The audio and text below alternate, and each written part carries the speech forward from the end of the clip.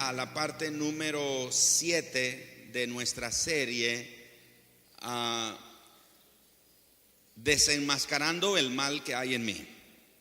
Desenmascarando el mal que hay en mí. Vamos a ir hoy a lo que llamamos examinando los pecados tolerables, grupo A. ¿Por qué grupo A? Porque vamos a ver 3 grupos. Hoy vamos a ver el grupo A. Los posteriores domingos vamos a ver el grupo B y el grupo C. Entonces, hemos estado siendo confrontados. El domingo pasado, varios de ustedes se acercaron y dijeron: pastor, me confrontó, me retó, el Señor me habló. Un hermano me texteó más tarde ese día y dijo: pastor, me hubiera avisado de los trajes antimotines, porque tiró unas pedradas así bien fuertes. Y así, el Señor nos ha estado confrontando. ¿Cuántos sienten que Dios les ha estado confrontando? Y yo espero que esa confrontación esté produciendo cambios en su vida. No que solo sea confrontado y, bueno, está bien, me entró por aquí y me salió por allá y ya no más. No, que hayan cambios, que estén ocurriendo cambios en su vida. Así que en esta serie, desenmascarando el mal que hay en mí, ahora nos vamos a poner, si hemos estado nadando con esas mascarillas y el orificio ahí para tomar oxígeno, ahora nos vamos a poner el traje de buzo, porque vamos a entrar más profundo en nuestra alma, en nuestra vida, y desenmascarar muchas actitudes en nuestra vida que para nosotros son normales, pero ante los ojos del Dios que es 3 veces santo, son pecados. Entonces vamos a ir más profundo y hoy vamos a entrar en esta parte y examinando los pecados tolerables o aceptables, grupo A. Vamos a ver que la vida es difícil. ¿Cuántos saben que la vida es difícil? A ver, los que saben que la vida es difícil. No, la vida no es fácil. La vida es difícil. Y no podemos negar que en ocasiones la vida también es dolorosa. Ahora, hay diferentes grados de dificultad y de dolor también. No podemos negar. Hay diferentes grados de dolor y de dificultad. Diferentes grados. Ahora, los problemas se dan muchas veces, o generalmente, los problemas se dan en el contexto de nuestras actividades y de nuestras responsabilidades cotidianas. O sea, los problemas no se dan, por decirlo, fuera del contexto de nuestra vida cotidiana. Los problemas se enfrentan, los dolores o las dificultades se enfrentan en ese contexto de todos los días, de nuestras actividades y de nuestras responsabilidades. Y generalmente el dolor se da por eventos que están fuera del control de nosotros o fuera de lo común. Hoy vamos a empezar a examinar pecados tolerables o aceptables en nuestra vida. Algunos de ellos, o quizás los 4 que vamos a ver hoy, usted dice: eso yo lo sabía. Pero la perspectiva que Dios quiere mostrarnos este día, posiblemente necesitamos detenernos, escuchar atentamente lo que Dios nos está diciendo, dejar que el Espíritu Santo nos hable a nuestro corazón y tomar la decisión de hacer cambios en nuestra vida. Vamos a ir al primer pecado aceptable en nuestra vida, y es el de la ansiedad. Ansiedad. El Nuevo Testamento, fíjense ustedes, habla de las cualidades del carácter cristiano que se enseñan especialmente a través del ejemplo. Son cualidades para fortalecer el carácter cristiano, pero que no se enseñan únicamente desde una plataforma o desde un salón de clase o desde un libro. Es necesario que se enseñen y se aprendan a través del ejemplo y a través de la vida cotidiana, la vida práctica. Por ejemplo, una de estas cualidades es el amor. Y encontramos en la Biblia que el amor se menciona o se repite por lo menos unas 50 veces, especialmente en el Nuevo Testamento. Por lo menos 50 veces se habla de esta cualidad que fortalece el carácter cristiano a través de la vida práctica, se menciona por lo menos 50 veces la palabra el amor. La humildad es otra de las cualidades y esta logra mencionarse a cerca de unas 40 menciones encontramos en el Nuevo Testamento. Pero es asombroso que la confianza en Dios, que es otra de las cualidades que fortalece el carácter cristiano, en todas las circunstancias de la vida, la confianza en Dios, fíjense ustedes que se encuentra en el tercer lugar y se menciona un poco más de 3 veces en la Biblia, especialmente en el Nuevo Testamento. Si queremos hablar de la cualidad del amor, encontramos por lo menos un poco más de 50 menciones. De la humildad, un poco más de 40 menciones. Pero de la confianza en Dios en cualquier circunstancia de la vida, encontramos por lo menos o no más de 3 veces que se menciona. Ahora, es importante que también nosotros sepamos que lo opuesto de confiar en Dios se ve en la ansiedad o en la frustración. Jesús dijo mucho acerca de la ansiedad allá en Mateo capítulo 6, versículos 25 al 34. Abran sus Biblias ahí en Mateo capítulo 6, versos 25 al 34. Ténganlo ahí por unos minutos. En esta escritura el Señor Jesús hizo mucho énfasis sobre la ansiedad. Y recuerden que la ansiedad es lo opuesto a confiar en Dios. Si confiamos en Dios, lo opuesto de confiar en Dios es estar ansiosos, es tener una ansiedad, una inseguridad.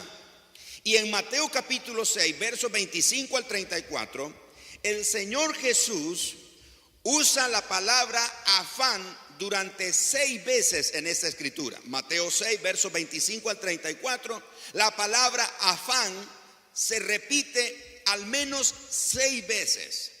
Ahora, la palabra afán quiere decir estar distraído, estar desenfocado, tener doble visión. En otras palabras, tener una mente dividida o una visión dividida. Y Jesús hace referencia a eso y dice, no se afanen, es decir, no se distraigan, confíen en Dios, esperen en Dios. No debemos afanarnos por qué comeremos, dice Jesús.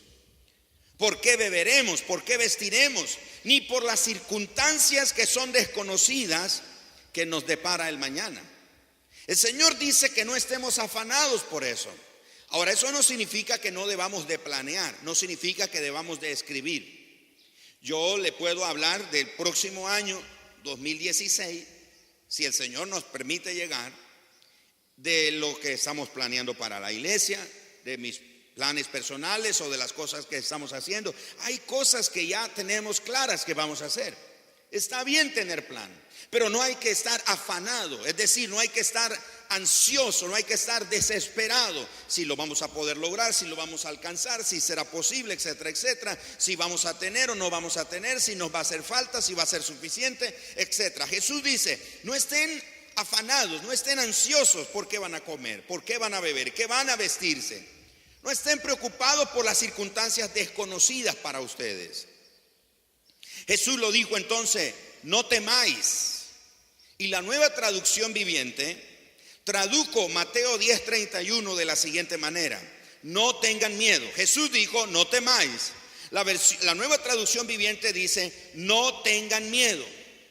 El apóstol Pablo dijo en Filipenses 4:6, por nada estéis afanosos, entiéndase, ansiosos. Por nada estéis afanosos, ansiosos, desesperados, angustiados. El apóstol Pedro lo dijo de esta manera en 1 de Pedro 5:7, echad sobre él toda vuestra ansiedad, porque él tiene cuidado de vosotros. Ahora, el asunto es que la ansiedad, repito, es lo opuesto de confiar en Dios. Una cosa es creer en Dios, la otra cosa es confiar en ese Dios que creemos. Hay gente que dice, oh sí, yo creo en Dios, pero no confía en Él.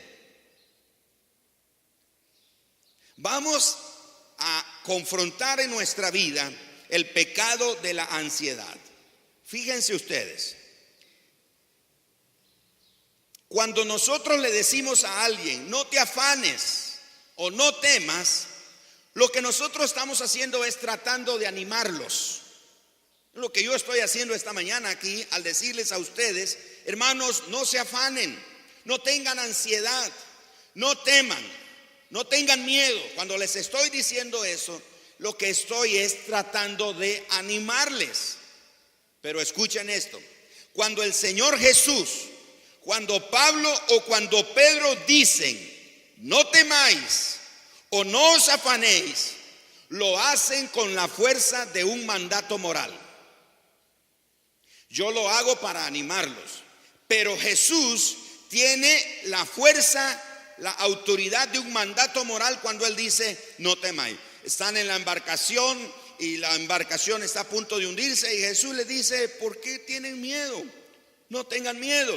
Luego Jesús en otra ocasión está caminando sobre las aguas y los discípulos lo ven caminar ahí en medio de la tempestad y Jesús les grita, no tengan miedo, soy yo.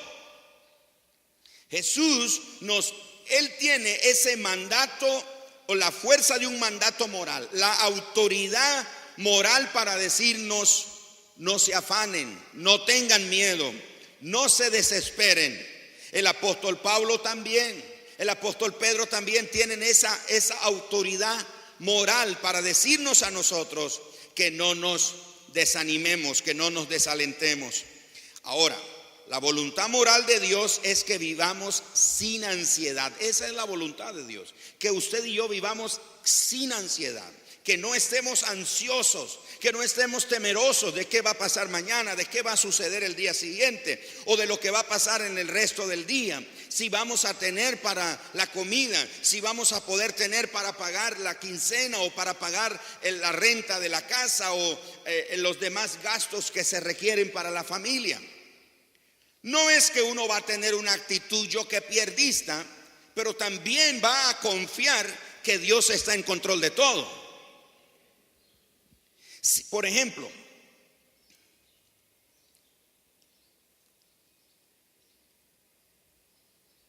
cuando nosotros estamos ansiosos, escuche lo que comunicamos. Cuando usted y yo estamos ansiosos, creemos que Dios no puede cuidarnos en la circunstancia que nos está preocupando. Cuando usted y yo estamos actuando con ansiedad en nuestro corazón, estamos ansiosos, estamos preocupados, comiéndonos las uñas y tronando los dedos y tronando las rodillas porque estamos temerosos, no sabemos qué va a pasar y no dormimos, estamos perdiendo el sueño, estamos padeciendo de insomnio, pensando, dando vueltas en la cama y desesperando. Le estamos comunicando a Dios que estamos ansiosos y en esa ansiedad le decimos a Dios, Señor, es que yo no creo que tú tienes cuidado de mí y de que estás completamente enterado de lo que estoy pasando en este momento. Es como que si alguien a quien usted ama mucho te dice, es como que uno de sus hijos a quienes ama a usted le dice, papá, no confío en ti, no creo que me ames ni que cuides de mí. Eso sería una gran afrenta y eso es, lo que le comunicamos a Dios con nuestra ansiedad.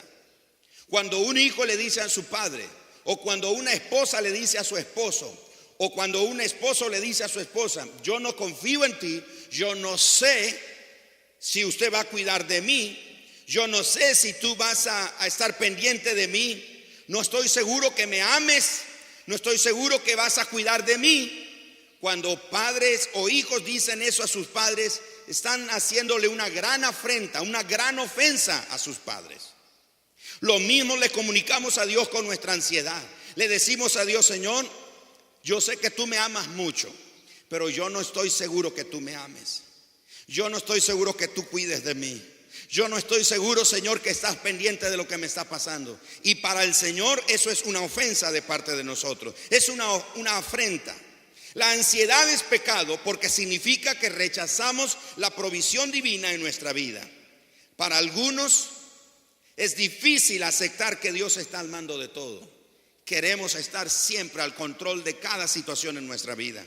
Nos es difícil aceptar que Él está al mando, que Él está al control de todo, porque nos centramos en las causas inmediatas o temporales que provocan nuestra ansiedad.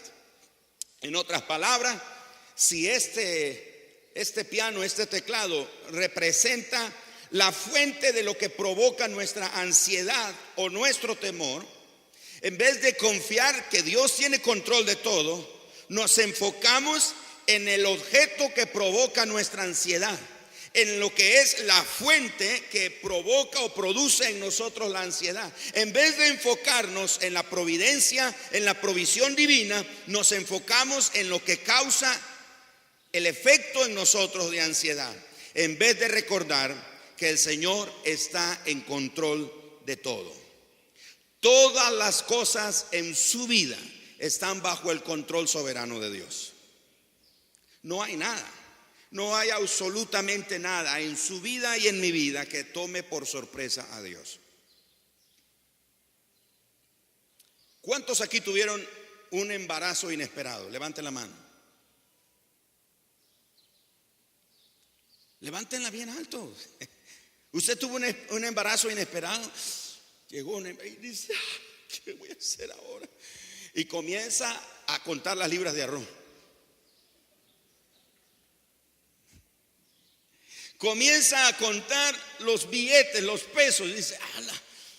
¿Y ahora cómo vamos a hacer? Porque vamos a tener uno más. ¿Y qué vamos? Y comenzamos a desesperarnos, comenzamos a angustiarnos. Y es algo inesperado. Le voy a decir una cosa. Aún los hijos que vienen así están bajo el control soberano de Dios. Pastor, estoy enfrentando una enfermedad. No sé, ¿será que Dios se olvidó de mí? ¿Será que el Señor ya no se acuerda de mí? ¿Será que el Señor ya no me ama? Nada, diga conmigo, nada. Miren, mis amados hermanos, no hay nada que esté fuera del control soberano de Dios.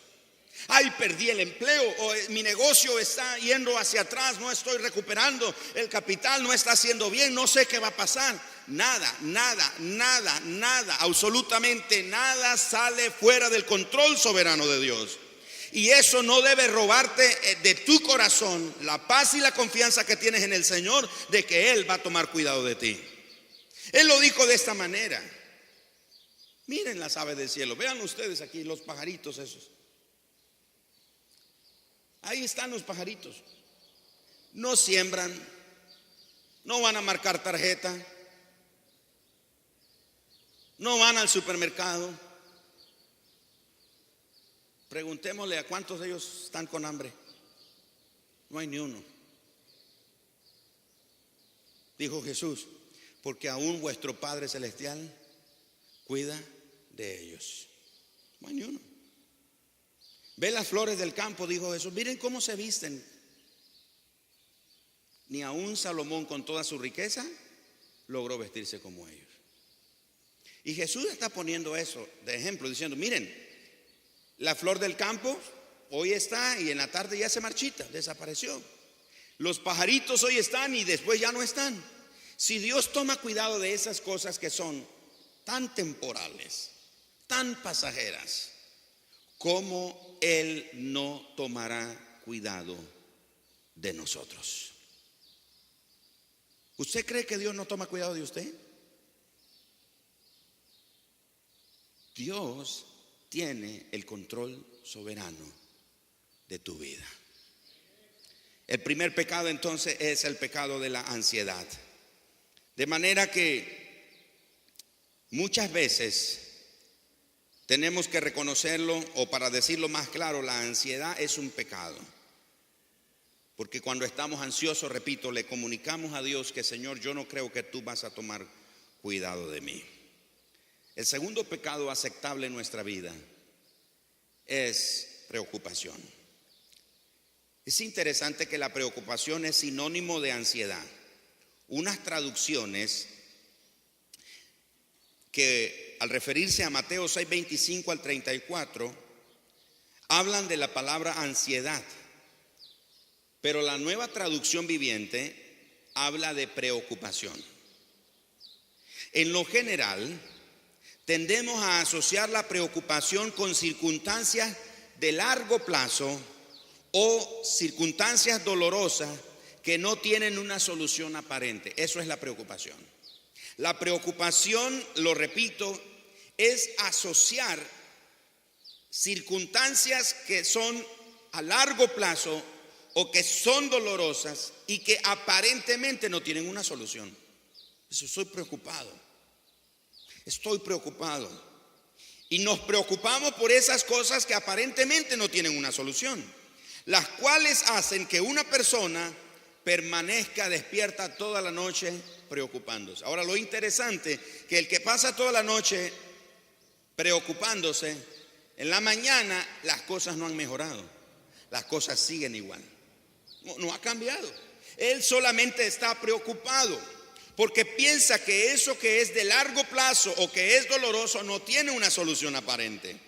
Por lo que tienen que hacer, aunque ellos saben que no pueden hacer nada, pero están preocupándose porque están tratando de hacer algo con esa situación que los está agobiando. Mateo 6:34, ahí Jesús dice: no se preocupen por el mañana, porque contamos con las promesas de Dios y contamos con el ministerio del Espíritu Santo, que Él nos ayudará en los momentos difíciles.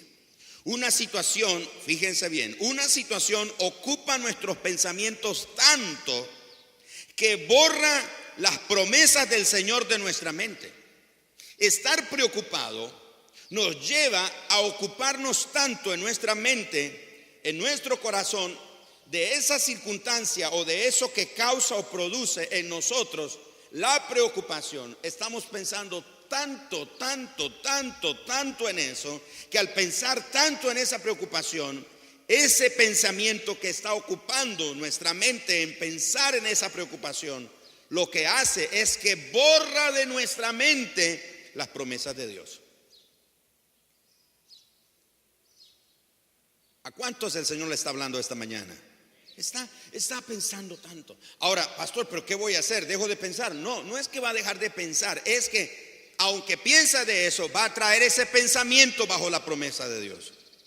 No es que pasa todo el día y ahora qué voy a hacer y habla de eso. Lo primero que habla cuando alguien le saluda, de lo que le está pasando, de sus ayes, de sus calamidades, de su preocupación, de su desesperación, de su angustia. Eso es lo que habla. Ese es su comentario en el desayuno, es su comentario en el fresco de las 10 o del vigorón de las 10, y en el almuerzo y en el café de la tarde y en la cena, y cuando se va a acostar, y con quien habla, con quien chatea, escribe, está hablando, pensando en su preocupación, pensando y dándole vuelta. ¿Qué voy a hacer? No sé qué voy a hacer, no sé si voy a salir bien de esto, no sé si voy a poder recuperarme, no sé si voy a levantarme, no sé si un día volveré a estar en pie otra vez, no sé si un día volveré a recuperarme. Y está pensando tanto en eso, que esa ocupación equivocada en su mente de ese pensamiento borra por completo las promesas de Dios en su vida.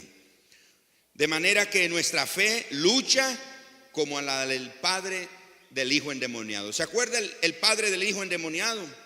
Vino Jesús y se encuentra con este padre y le dice: le pedí a tus discípulos que sanaran a mi hijo, pero no pudieron. Y fue cuando Jesús dijo que ese género no salía con ayuno y oración. Y Jesús le dice: ¿hasta cuándo voy a estar con ustedes, generación incrédula? Etcétera, los exhorta. Jesús le dice al padre que al que cree todo es posible, está dándole ánimo. Y este hombre le responde a Jesús y le dice: Jesús, creo, ayuda a mi incredulidad. Suena paradójico eso, decir: Señor, creo, pero ayuda a mi incredulidad. En otras palabras: Señor, yo creo, pero estoy tan preocupado por eso, estoy tan ocupado en mi mente con ese pensamiento, que no estoy seguro que si realmente la situación va a mejorar. Tenemos que honrar a Dios con nuestra fe, aunque sea débil e imperfecta, y no deshonrarlo con una incredulidad constante. Es mejor tener una fe débil e imperfecta que tener una mente ocupada con una incredulidad constante. Preocupación. Todos los que estamos aquí en alguna manera nos preocupamos, claro que sí. Ahora, yo no estoy diciendo que vamos a tener una actitud yo que pierdista, pero si va a ocuparse en una o tener una preocupación, no deje que eso te domine, no deja que eso te controle. Esa preocupación afecta tu carácter, afecta tus emociones, afecta tus pensamientos, afecta tus relaciones. Imagínese, han habido ocasiones, y estoy poniendo un ejemplo que posiblemente le ha ocurrido a usted. Ha habido ocasiones cuando yo he estado molesto o incómodo con otras personas y llego a mi casa y mis hijos me hablan o me dicen algo o ellos hacen algo y yo siento en mi interior que yo tengo ganas de decirle a mis hijos, no una grosería, pero de castigarlo. Y pienso un momento, ellos no tienen la culpa. Ellos no son el objeto, ellos no son la causa o la fuente de mi molestia o de mi malestar. Y algunos de nosotros tratamos a otras personas de una manera por causa de la molestia o la inconformidad que tenemos en nuestro corazón. Y eso no debe ser así. Eso solo es un reflejo que estamos preocupados, estamos ansiosos y no estamos confiando en Dios. Y llega a casa y lleva los problemas del trabajo, las preocupaciones del trabajo, y la esposita llega, lo recibe, le da un abrazo y usted así malhumorado, suéltame. Y la esposa dice, ¿qué le pasa? ¿Qué le hice? Ella no tiene culpa, ella no es la fuente de ese malestar o de esa preocupación que usted tiene. Tiene que aprender a poner esa preocupación en el control de Dios. Decir, Señor, esto es algo que usted tiene que hacer. Eso es algo de lo que tú tienes que ocuparte, Señor. Yo no puedo. Preocupación. Tercer pecado aceptable en nuestra vida: frustración. La frustración, un pecado relacionado con la ansiedad y las preocupaciones, es la frustración. La ansiedad incluye el temor. Jesús por eso dijo, no teman. La frustración implica estar enojado por cualquier cosa o persona que se interponga en nuestros planes. Eso es la frustración. Es el enojo por cualquier cosa o persona que se interponga en nuestros planes. Nunca se me olvida, hace muchos años, bastantes años, yo era un nuevo creyente ahí en la iglesia donde conocí al Señor. Había un hermano que hoy es pastor, sirve en una iglesia. Él era o es de la isla de Ometepe. Entonces nos invitó a varios de la iglesia, varios jóvenes, para ir a la isla de Ometepe y pasar el fin de año ahí con ellos. Hicimos los planes y bueno, todo listo. Teníamos que estar en el mercado Güembes para tomar el autobús ahí a eso de las 4 o 5 de la mañana. Yo salí a las 2 de la mañana de mi casa, vivía en Venezuela, y me fui a pie para estar a eso de 3, 4 de la mañana ahí listo para esperar. Llegué en punto, a tiempo, 4 de la mañana, 5 de la mañana y nada, nadie. 6 de la mañana aparece el hermano que nos lleva, que nos iba a llevar en su microbús, y dice, hermano Gerardo, ¿y dónde está la gente? Y yo, no sé, solo yo he llegado. En ese momento el pastor vivía ahí en la casa pastoral y vemos salir al pastor de la iglesia como a 6:30 de la mañana, así el pastor, levantándose el pastor a ese momento. Y dice, hermanos, ¿qué hacen? Y yo, estamos aquí esperando. Y él dice, ¿no supieron? No supimos. ¿No supieron que no va a haber viaje? En ese momento, hermano, yo estaba, ¿cómo creen ustedes que estaba yo? ¿Cómo? Frustrado, enojado. Y yo pregunto, ¿por qué? Si no supieron que se le quemó el taller al hermano Rafael. No. Y dice el pastor, ¿cómo cree usted que vamos a ir a festejar y un hermano de la iglesia se le quemó su taller? Y yo pensé para mí, pero eso no es mi culpa. Yo quiero ir. Y dice el pastor, no hay viaje, hermano, se canceló. Les confieso, nunca fui. Y yo regresé a mi casa enojado. Estoy en mi casa ese día, a la hora del mediodía, y estoy comiendo, y la tía que vivía con nosotros puso el noticiero y hay un aviso de última hora que el bote fulano de tal, de nombre tal, que partió de San Jorge para la isla de Ometepe, se quemó en el camino, se incendió. No sé si algunos recordarán, se incendió en el medio del lago y murieron varias personas. Y cuando yo veo eso, yo dije, Señor, ese era el bote en el que nosotros íbamos a ir. En ese momento, el incendio del hermano el incendio del taller del hermano Rafael se interpuso en mis planes. Pero recuerden esto, todo está bajo el control soberano de Dios. Ayer puse un ejemplo. Nosotros vemos en lo que llamamos, nos movemos en una dimensión de tiempo y espacio que se define en algo que es temporal. Nosotros vemos solo lo temporal, nos movemos en esta dimensión de lo temporal, pero Dios ve más allá de eso. Dios ve más allá de esa dimensión. Dios lo sabe todo. Y ese día yo tuve que darle gracias a Dios por tomar cuidado de mí. Nos cuidó, nos guardó. Nuestra frustración, muchas veces, nuestro enojo, porque una persona o una cosa se interpone en nuestros planes. Ay, no lo logré y estamos frustrados, estamos enojados, estamos malhumorados por causa de eso. Mire, hermano, eso también es un pecado. Si las cosas no salen como esperábamos, nos frustramos. Y le voy a decir algo, ese tipo de reacción tiene su origen en nuestra impiedad. ¿Se acuerda lo que aprendimos el domingo pasado sobre la impiedad? Pues pareciera que el Señor no tiene nada que ver con nuestra vida diaria.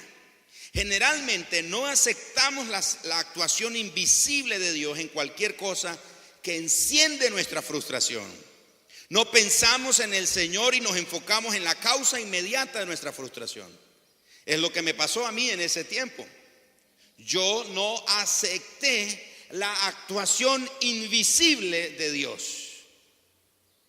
¿Me estoy explicando? Yo me enfoqué en lo que provocó mi frustración, en lo inmediato, en la circunstancia, ahí me enfoqué. Pero yo no pude ver la actuación invisible de Dios, soberana de Dios, actuando de una manera que aunque yo no lo veía, pero Él estaba actuando. Así que debemos nosotros identificar, discernir si Dios está actuando de una manera invisible y Él no tiene que pedirnos permiso para eso. Ahora, ¿cuáles son los recursos para nosotros afrontar o confrontar la frustración en nuestra vida? Número uno, la explicación específica de las Escrituras. La explicación específica de las Escrituras. En otras palabras, necesitamos que la palabra de Dios, la explicación de ella, la exposición de ella, de una manera explícita, nos alumbre, nos ilumine. Número dos, dependencia del Espíritu Santo en oración. Necesitamos depender del Espíritu Santo en oración. Cuando estoy aquí con ustedes en esta reunión, los muchachos están dirigiendo la canción antes de subir yo aquí a predicar. Yo estoy ahí en mi silla, algunas veces sentado, otras veces de pie. Estoy orando y diciéndole, Espíritu Santo, ayúdame. Yo tengo listo, yo estoy preparado, ya tengo aquí lo que escuché, lo que oí, lo que discerní, lo que percibí en mi espíritu. Pero eso no va a ser suficiente si yo no tengo la ayuda tuya. Si tú no me ayudas, yo dependo de ti, no dependo de mi experiencia, no dependo de mi habilidad, dependo de ti. Para confrontar la frustración en nuestra vida necesitamos la dependencia del Espíritu Santo, necesitamos depender de Él. Tercero, necesitamos este otro recurso, necesitamos la sabiduría práctica para saber cómo enfrentar la situación. El Espíritu Santo nos va a dar esa sabiduría. pero tiene que ser una sabiduría práctica para enfrentar la situación. Número 4, necesitamos preguntarle a Dios, y esto es muy importante. Si los 3 anteriores son importantes, este último es más todavía.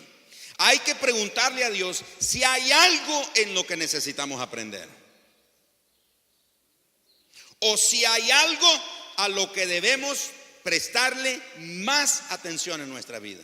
Cuando pasa algo, recuerden que la frustración es el enojo producido por cosas o personas que se interponen en nuestros planes. ¿Cuántos de ustedes han tenido planes que no lograron por alguna razón? Levante la mano. Dice, y si usted pregunta, ¿por qué? Ay, porque fulano de tal, por ejemplo, iba a hacer un negocio usted, pero necesitaba la firma de alguien.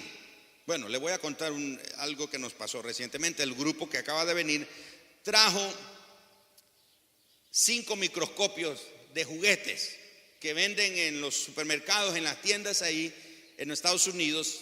Los padres lo compran para que los niños vean cosas ahí en los microscopios, y datan del año 1970.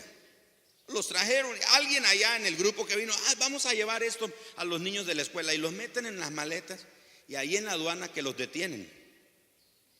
Los detuvieron, no los dejaron pasar. Entonces, todo un día, el pastor Rafael, su servidor y otro hermano, a quien asignaron los equipos, pasamos ahí en el Ministerio de Salud, fuimos, venimos, bueno, interesante. Gracias a Dios. Llegamos y nos entrevistamos con la señora, que nos dicen, y de primas a primeras, la señora dice, no se puede. Pero mire, son una donación, ¿cómo no lo van a entrar? Es para los niños de una escuela, no pueden entrar. Porque es que la escuela debió haberle pedido al CILAI de Carazo una solicitud. Mire, una iglesia en Estados Unidos nos quiere donar 5 microscopios, ¿nos permiten ustedes traerlos? Entonces ellos nos iban a mandar, del CILAI de Carazo, nos iban a mandar a nosotros una carta para que nosotros entonces estuviéramos enterados, y ustedes tienen que traer una carta de aquella iglesia de Estados Unidos autenticada y con notario, todo el asunto, y el consulado y todo ese asunto, lo traen para acá, y entonces nosotros lo vemos y revisamos los documentos que mandaron, y entonces se los dejamos entrar. Dice, mire, no son electrónicos, no son para uso científico, es para una escuelita que lo van a usar los niños. Dice, no puedo. La única manera que pueden es que lo metan como dispositivo médico. Ok, lo metemos como dispositivo médico.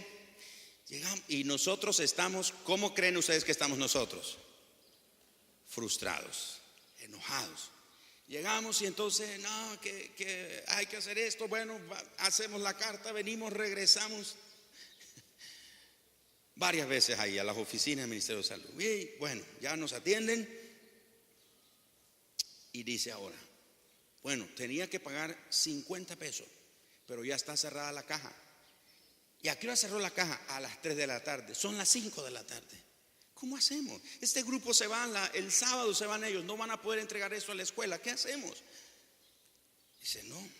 Y sale la señora primera, que nos dijo de arrancada que no, sale de su oficina y nos hace desde la oficina, le dice a sus empleados o sus subordinados, porque propusimos, mire, y si nosotros hacemos el pago y ustedes nos guardan el recibo, pero necesitamos esto. Y sale la señora de su oficina y le dice a sus empleados, a sus subordinados, no, que no. Ahí da gana de orar como los discípulos, hijos del trueno, que descienda fuego del cielo. Estamos frustrados, se está interponiendo nuestros planes.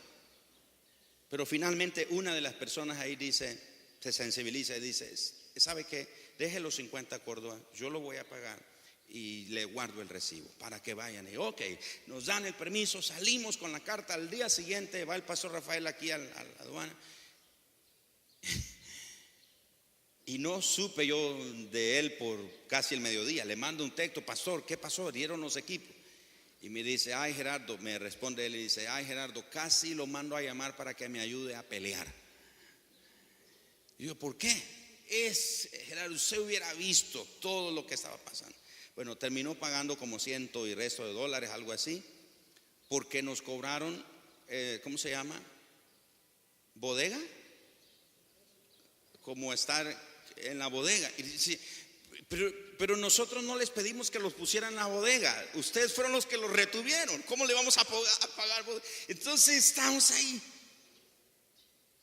Pero el pastor Rafael dice que, y me manda a decir después, pero Gerardo, no se preocupe, yo me recompuse, les pedí perdón por mi actitud y pagué.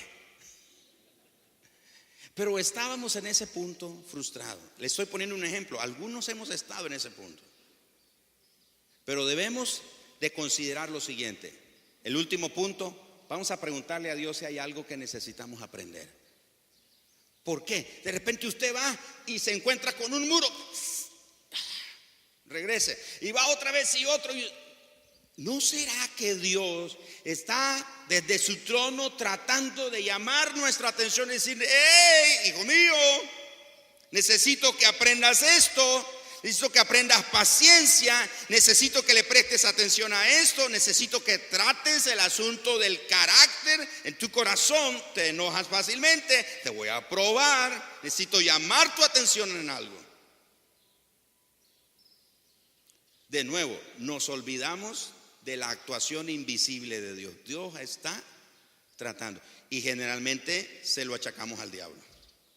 El diablo nos puso una trampa. Y Dios en su trono se rasca la cabeza y dice: ¿cuál diablo, hijo mío? ¿Cuál diablo? Soy yo, estoy tratando de llamar tu atención. Mira cómo te enojas fácilmente, mira cómo te frustras, mira cómo te llenas de ansiedad tan fácilmente. ¿No te das cuenta que soy yo llamando tu atención para decirte: confía en mí? Dame la oportunidad de mostrar mi poder en esa circunstancia. No estoy diciendo que no estoy diciendo que de un día para otro las cosas van a cambiar, pero estoy tratando de llamar tu atención para decirte: soy poderoso, todopoderoso, y puedo hacer un milagro en tu vida.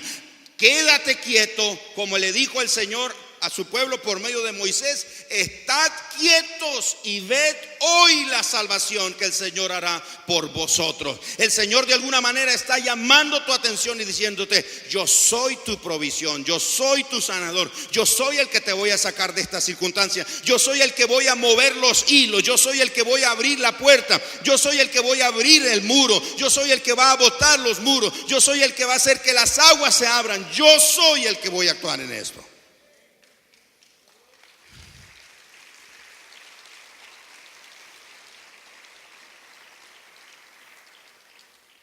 Algo Dios está queriendo llamar nuestra atención y nosotros no nos damos cuenta.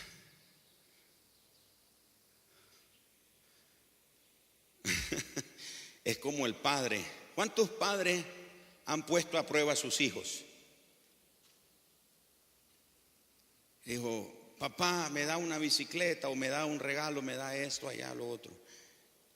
Y usted de primera le dice: no. ¿Quién sabe? Ora. Pero usted sabe el final de la historia. Usted sabe que le va a dar eso que su hijo está pidiendo. Pero usted lo está, ¿qué cosa? Lo está probando. Lo está probando. Y el niño está como frustrado. Está enojado. Hay hijo que dice: no me hable porque no me hizo lo que le pedí. No me hable. Estoy enojado con usted. Y usted como papá se ríe y dice: ay, mi hijo, si supiera. El papá se emociona porque el papá no está viendo la reacción del hijo en ese momento. El papá está viendo la reacción cuando le entregue el regalo o lo que estaba esperando el hijo. Y dice papá, dice: ay, hijo, bueno, lo que estás haciendo es que prolongue más el proceso de darte lo que quiero dar para tu vida, pero estoy viéndote allá. Oh, Señor, o en este caso: papá, gracias. El hijo no haya que hacer porque está tan agradecido y le dice: si es papá canoso, te voy a sacar canas todo un año, te voy a traer las chinelas el resto de tu vida, te voy a sobar los pies por todo el mes de diciembre, te voy a... que el hijo no haya que hacer. Pero el papá sabía al final cuál iba a ser el resultado. Pero el padre tiene un propósito, quiere enseñarle a su hijo algo. Quiere enseñarle a compartir. De repente el papá le dice, ayer mi esposa hizo algo que me había dicho que lo iba a hacer hacía varios días. Por ahí hay un niño que vemos con alguna regularidad. Lo vimos jugando con un carrito. ¿Vieron esos carritos que tienen un timoncito así y una tapita que se levanta, y cuando el niño empieza a caminar tiene un tubo que el niño aprende a empujarlo? Entonces vemos a ese niño, todos los días lo veíamos en un pedazo de carro. Eso ya no era carrito ese. Nuestro hijo Joel tenía una patineta muy buena, de Cars era, ¿verdad? Así, bien fuerte. Y ahí estaba en el patio, él ya no la estaba usando porque ya creció. Y mi esposa decía, ay, le vamos a dar a este niño esa patineta. Y ayer fue el día que mi esposa hizo eso. Y lo interesante es que lo hizo con él. Dijo, Joel, trae la patineta. Y el Joel la monta a la camioneta. Y cuando estamos en casa de regreso le preguntó Joel, ¿qué pasó, Joel? Dice, oye, yo no sabía que mi mamá me iba a regalar la patineta, dice. Y le digo, oye Joel, pero ya no alcanzas en eso. Eso era cuando tenías 4 o 5 años. Y él dice, no, todavía la rodilla me alcanza. Pero ¿qué estábamos enseñando a él? Que mira, puedes compartir. Hay algo que el padre quiere llamar la atención del hijo con esa acción que hizo, para que su hijo se percate. Entonces le dijimos, era el momento para darle la lección. Le dijimos, Joel, sí, pero ese niño, ¿viste lo que tenía de juguete? Y él dice, sí, papá. Bueno, ahora él tiene algo mejor. Pero si tú te das cuenta, tienes mejores cosas que lo que ese niño tiene. Y él lo entendió. Cuando yo salí de regreso, pasé por ese lugar y ahí está el niño en su patineta. Yo dije, ahí está la patineta de Joel. Pero nosotros teníamos algo que llamar la atención de él. Me estoy explicando, algo que está pasando en tu vida, no es que Dios ya no te ama, no es que Dios se olvidó de ti, es que Él está, ¿cómo es que decimos? Chasqueando. ¿Esa es la palabra correcta? Amor, ¿esa es la palabra correcta? Está chasqueando. Vio cuando uno de sus hijos se alteró y está enojado y está molesto, está peleando con su hermano, y usted está haciendo así. ¡Ey! Calma, vea aquí el asunto. Dios está tratando de llamar tu atención en alguna área en tu vida. Él quiere enseñarte algo. Y una de las cosas que Dios quiere que sepas es que Él te ama. Él no se ha olvidado de ti, pero está tratando de llamar tu atención en algo. ¿Alguien dice amén? Vamos al número 4. Sobre eso, la ansiedad, la frustración, todo eso no debemos minimizarlo. Considerémoslo como muchas veces la consideramos como una reacción necesaria para enfrentar los momentos difíciles. Pero tenemos que reconocer que aunque la frustración, la ansiedad y la preocupación no son pecados tan graves como el adulterio, pero sí son pecados graves ante los ojos de Dios.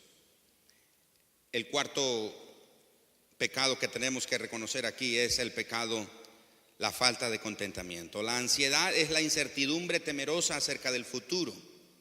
La frustración es el resultado de acontecimientos temporales que dificultan nuestros planes.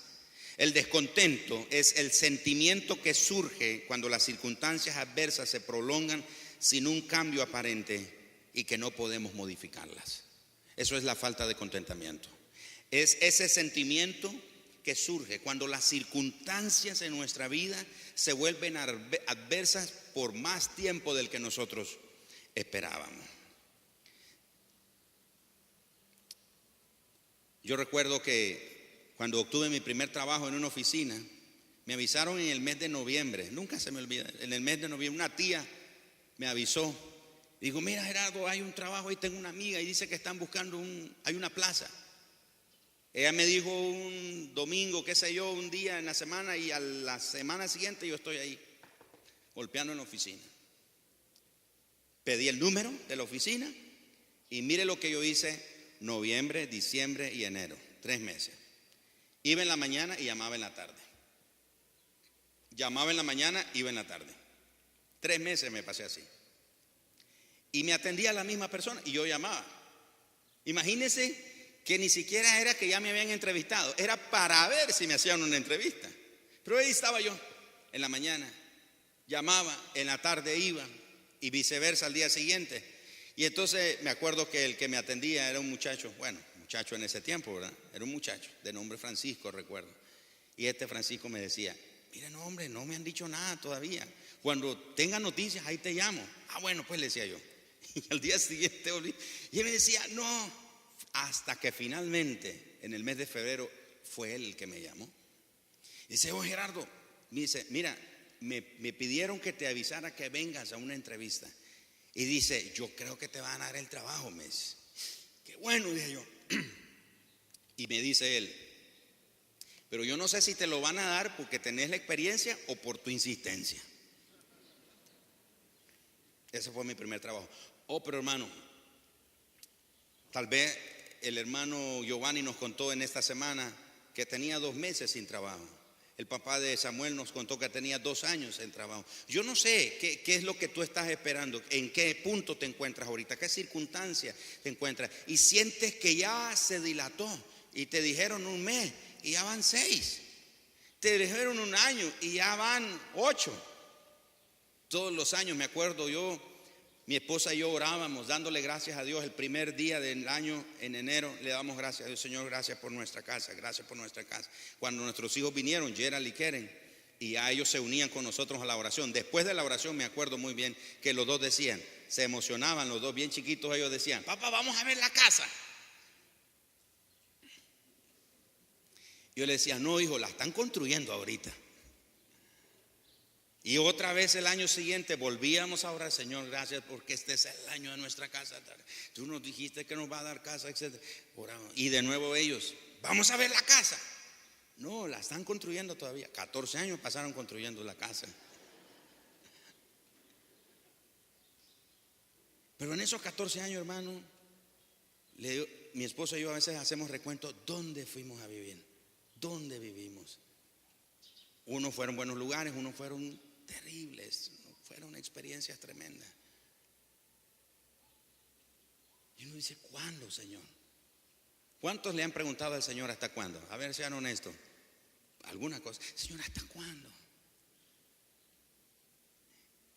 Y esa espera larga de esa situación en nuestra vida, como dice aquí, se prolonga sin cambio y sin tener la habilidad de poder modificarla. Hay lugar para el descontento legítimo, es decir, sí debemos de estar con algún tipo de descontento. Por ejemplo, debiéramos estar insatisfechos con el crecimiento espiritual en nuestra vida, con el crecimiento de nuestra iglesia, con el crecimiento de nuestra familia, espiritualmente hablando. El descontento al que nos estamos refiriendo, sí, nos referimos a ese descontento pecaminoso que afecta negativamente nuestra relación con Dios. Es ese tipo de descontento que es más común entre cristianos comprometidos. Es la actitud de descontento que es el fruto de las circunstancias prolongadas, sin cambio. Por ejemplo, un empleo que no satisface o por el que se recibe un salario bajo, la soledad en la edad madura o en la vejez, la infertilidad, la infelicidad en el matrimonio, discapacidades físicas, salud precaria, etcétera, etcétera. Lo que determina, escuche esto, lo que determina si tenemos falta de contentamiento o no es la respuesta a las circunstancias y no tanto el grado de dificultad que tienen esas circunstancias. Es decir, cualquiera que sea la situación que nos tiente a caer en el descontento, y sin importar cuán grave sea esta, necesitamos reconocer que el descontento es un pecado. La falta de contentamiento es un pecado. Porque estamos acostumbrados a reaccionar con ansiedad, con preocupación, con frustración, con descontento ante las circunstancias de la vida, que creemos que es la respuesta normal. Pensamos que eso es normal, reaccionar así, porque esos pecados han llegado a ser tan aceptables, tan normales en nosotros, que no advertimos que esa respuesta es pecaminosa y actuamos igual que los incrédulos que jamás toman en cuenta a Dios. Esto nos trae de regreso a la impiedad como raíz de todo pecado en nuestra vida. El propósito escuchen esto, el propósito de esta serie es ayudarnos a enfrentar la presencia de muchos de los pecados sutiles que hay en nuestra vida y reconocer que lo hemos aceptado cada vez más. Lo toleramos sin pensar dos veces. Eso es lo que los hace tan peligrosos, porque además de que son pecados en sí mismos, abren nuestro corazón a faltas mayores. Por ejemplo, la falta de contentamiento nos lleva a la ingratitud y a la amargura contra Dios y a los demás. Y ahora vayamos al último, la ingratitud. Fíjense ustedes que en el Antiguo Testamento la lepra era una enfermedad que apartaba al enfermo de sus familiares y de sus amigos. La ley de Moisés requería que quien padeciera tenía que usar una campanita, una campana, y anunciar su presencia con este aviso: inmundo, inmundo. Fíjense ustedes, una persona leprosa en los tiempos de Jesús, en los tiempos de Moisés, la ley estableció que tenía que usar una campanita y anunciar: inmundo, inmundo, inmundo. Entonces la gente se apartaba, la gente se corría, porque sabían que esa persona estaba enferma con lepra. Y cuando esta persona se acercaba, los demás lo evitaban. Esto está en Levíticos 13:45.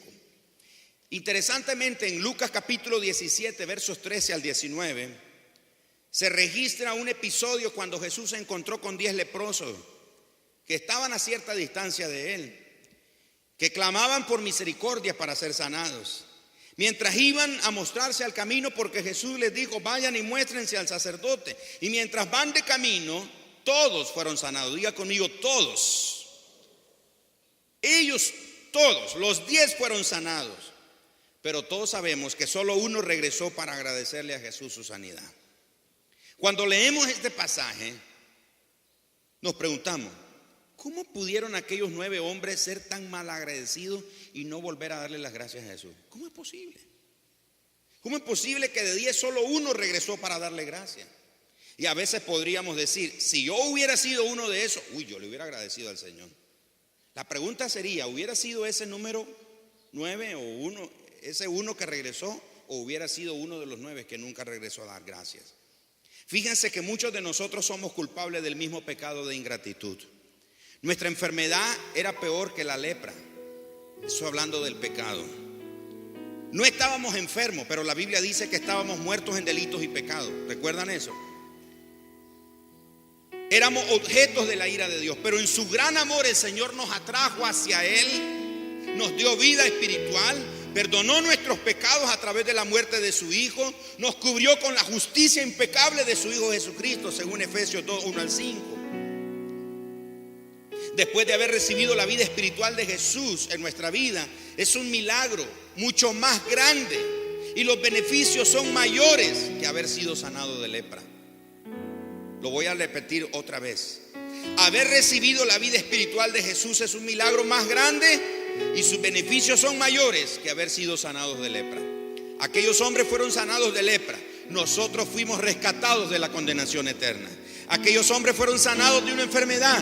Nosotros estábamos muertos en delitos y pecados, pero el Señor nos dio vida en su Hijo Jesucristo. ¿Cuántas veces usted le ha agradecido al Señor por la salvación? ¿Le dio gracias por haberlo llamado del dominio de las tinieblas y haberlo trasladado al reino de su amado Hijo? ¿O lo hizo de una manera superficial, como muchos agradecen a la hora de los alimentos? Se sientan a la mesa: Señor, gracias, en el nombre de Jesús, amén. En nuestra casa, cuando tomamos el tiempo para orar, claro, yo lo hago por molestar a mis hijos. Ellos dicen: no, que no ore mi papá.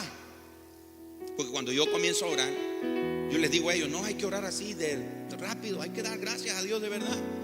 Entonces yo los molesto y comienzo a orar: Señor, gracias por el sol, por los rayos del sol que nutren la tierra, por el campesino que labra la tierra, por la compañía que inventó el tractor, por el grano de maíz. Entonces mis hijos están desesperados porque ya dejan de orar así. Pero ¿cuántos de nosotros oramos rápido? Realmente no tenemos conciencia de la comida que nos estamos llevando a la boca. Es tanta nuestra hambre se nos olvida realmente que ese momento es un momento de adoración también. Es un momento para bendecir a Dios por su bondad de darnos comida. Pero muchos lo tomamos muy superficialmente. Y referente a la salvación, muchos hacemos lo mismo. Nuestra vida ha de ser una constante acción de gracia. Dice Hechos 17:25, Él es quien da vida a todos y aliento y da todas las cosas. Escuche esto, todo lo que somos, todo lo que tenemos es un regalo de Él. Lo que tienes, lo que eres es un regalo de Dios. Tus habilidades intelectuales, tus habilidades profesionales, tus habilidades técnicas son un regalo de parte de Dios. Quizás estudiaste con diligencia largas horas, pero ¿de dónde vino la capacidad intelectual? ¿De dónde vino el talento innato que posees? Provienen de Dios. Él te creó con una actitud natural y en su gracia Él te ha permitido que la desarrolles. La mayoría reconocemos que todo proviene de Dios, pero cuán a menudo hacemos una pausa para agradecérselo y decirle: gracias, querido Dios, por tu generosidad en mi vida. Gracias, querido Dios, por tu generosa provisión en mi vida. Entonces trabajamos y nos compramos un teléfono y decimos: mi teléfono, mi carro, mi casa. Todo lo hemos recibido de parte de Él. ¿Le ha agradecido usted a Dios?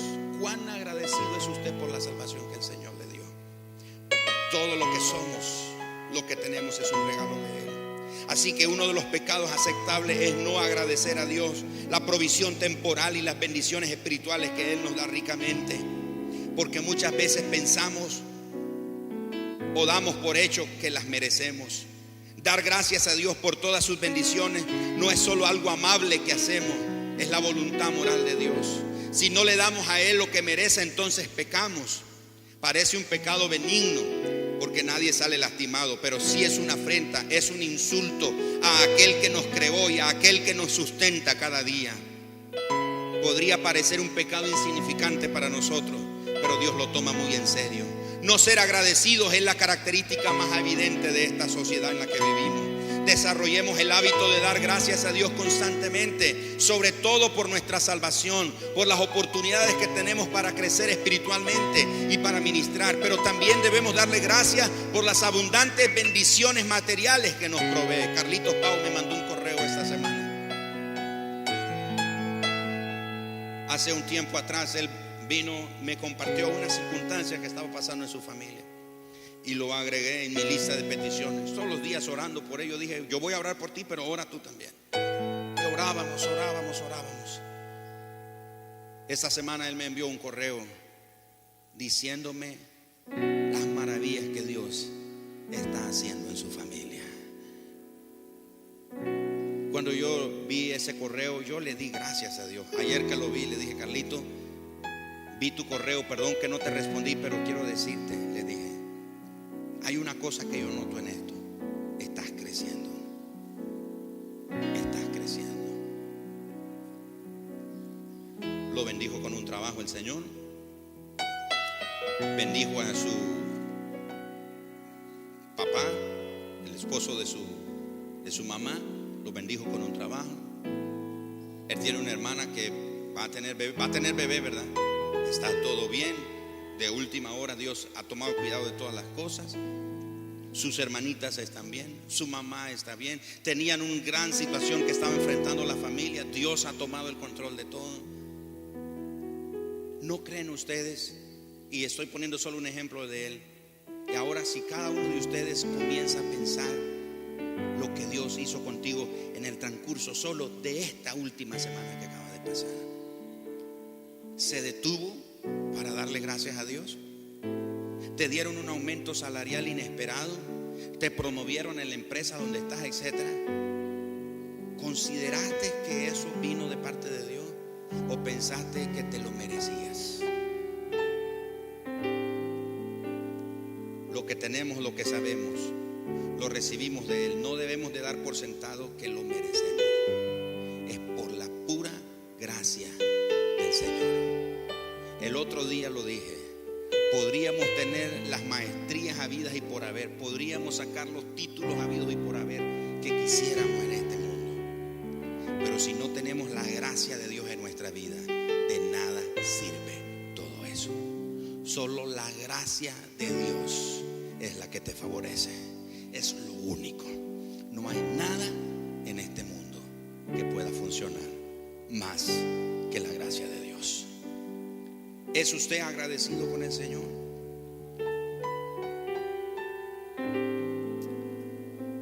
Efesios capítulo 5 y verso 20, 1 Tesalonicenses 5, 8 dice que debiéramos de orar continuamente, darle gracias a Dios en todo, porque esa es la voluntad de Dios. 5 pecados vimos esta mañana en el grupo A. El primero es, ¿se acuerdan? Ansiedad. El segundo es preocupación. El tercero es frustración. El cuarto es falta de contentamiento. Y el quinto es ingratitud. Yo no sé usted, pues cuando yo estaba viendo esto, comencé a revisar mi vida.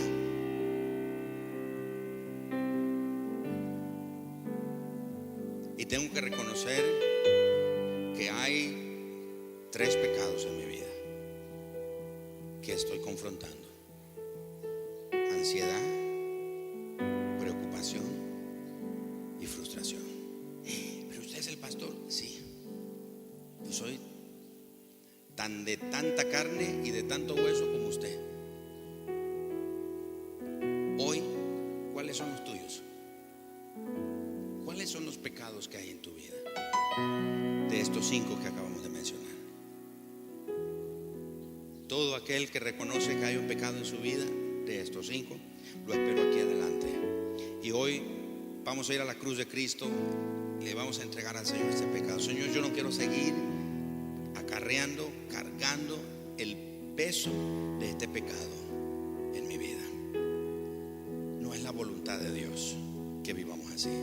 Dios quiere que vivamos cada día de nuestra vida plenamente confiando en Él. Él tiene el control soberano de nuestra vida. Una de las cosas que aprendí en esto es precisamente eso. Mi Dios, el Dios a quien sirvo, yo necesito aprender a confiar más en Él y a tener la convicción en mi corazón que Él tiene todo bajo su perfecto control. Él dijo de esta manera que Él tiene contado los cabellos de nuestra cabeza. Y entonces yo pienso, si Dios se toma el tiempo para saber cuántos cabellos tiene, imagínese usted si tiene afro.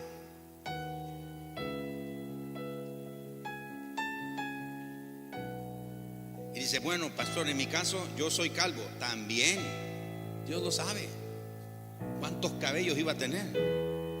Dios lo sabe. Había un canto hacía mucho tiempo que decía algo así como: